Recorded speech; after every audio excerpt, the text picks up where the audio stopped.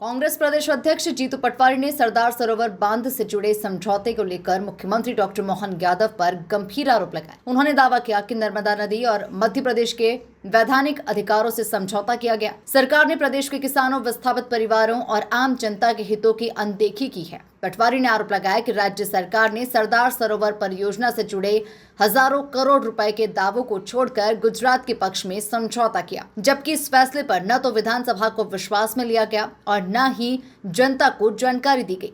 उन्होंने पूरे मामले में श्वेत पत्र जारी करने और विधानसभा में विस्तृत चर्चा की मांग की। प्रेस वार्ता में उन्होंने राज्य सरकार पर बढ़ते कर्ज, भ्रष्टाचार, शिक्षा व्यवस्था की बदहाली, बेरोजगारी, महिलाओं और आदिवासियों से जुड़े मुद्दों पर सरकारी संपत्तियों के प्रबंधन, कानून व्यवस्था को लेकर भी कई आरोप लगाए।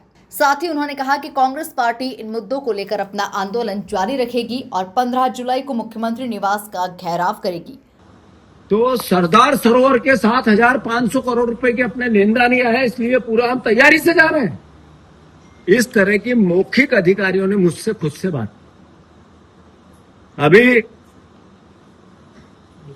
मुख्यमंत्री जी से मेरा आग्रह है कि क्या इतने बड़े विषय पे आपने विधानसभा में चर्चा उचित समझा कराना?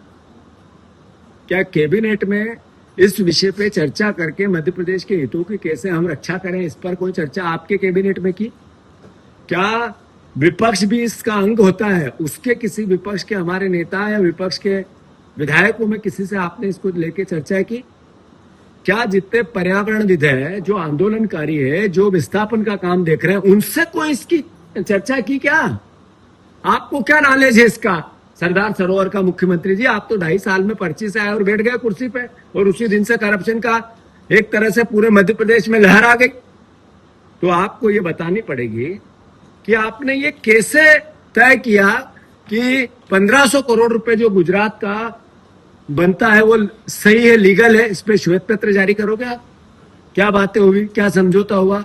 क्या सरकार के आर्ग्यूमेंट केंद्र सरकार के थे, क्या गुजरात सरकार के थे, क्या महाराष्ट्र सरकार के थे? क्या आर्ग्यूमेंट थे? उनको आप सार्वजनिक करोगे, पब्लिसाइज करोगे क्या? केवल बयान देने से कि 1500 करोड़ देने थे, 1250 करोड़ बचा दिए, 250 करोड़ में काम। बयान आपका है? आप क्या राजा हरिश्चंद्र है कि जो मुंह से बोल दोगे वो जनता मान लेगी? क्या आप इतने बड़े पर्यावरणविद हो, या आप इतने बड़े, आपने कई हजारों साल का आपको अनुभव है इस बात का, जिस विषय पे आप बात कर रहे हैं? मैं मुख्यमंत्री की इस अपरिपक्वता का खामियाजा जो मध्य प्रदेश भुगत रहा है, मैं समझता हूं ये हमें सबको चिंता करने का विषय है। आदरणीय मध्य प्रदेश वासियों, मैं फिर से मांग करता हूं कि सरकार 7,500 करोड़ रुपए क्यों छोड़े, और फिर 250 करोड़ रुपए का भी अगर दावा है तो क्यों देना चाहिए? इस पे श्वेत पत्र लाएगी क्या? सदन में वक्तव्य देगी क्या? सदन में चर्चा कराएगी क्या? अपना पक्ष सरकार रखेगी क्या? कर्ज ले रहे हैं, 3 दिन पहले 3,600 करोड़ रुपए लिए, 5,61,786 करोड़ रुपए का कर्ज आज है मध्य प्रदेश का, और हर महीने फिर लेना है, प्रोग्रामिंग है। तो मैं समझता हूं ऐसे में एक मुख्यमंत्री सिर्फ मध्य प्रदेश का दोहन नहीं कर रहा है, लुटा रहा है मध्य प्रदेश को। सरकारी संपत्तियां बेच रही है सरकार, और करप्शन कर रही है, भ्रष्टाचार कर रही है, और भ्रष्टाचार का जवाब मांगते हैं तो जवाब नहीं दे रही है।